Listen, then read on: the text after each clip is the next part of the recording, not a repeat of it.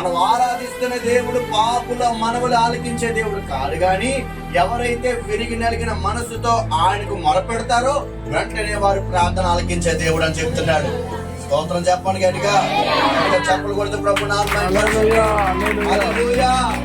మన దేవుడు మన ప్రార్థన ఆలకిస్తాడా, ఆలకించడా? అది కళ్ళు తెరవబడగానే వాళ్ళకు సాక్షిగా బ్రతుకుతున్నాడు ప్రభు కోసం. ఈ రాత్రి ఇన్ని కార్యాలు ప్రభు మన జీవితంలో చేస్తున్నాను, ఇన్ని గొప్ప కార్యములు ఘన కార్యములు ఈ సంవత్సరంలో మన జీవితంలో చేస్తున్నాను. దేవుడి కోసం ఒక్కసారైనా సాక్షిగా నిలబడ్డావా?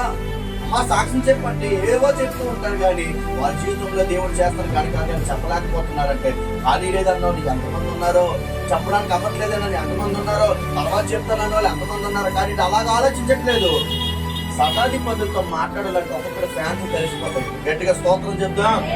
శతాధిపతులు అంటే ఎవరు అనుకుంటారు? మామూలు అనుకుంటారా? రే తీసుకెళ్ళి లోపల అంటే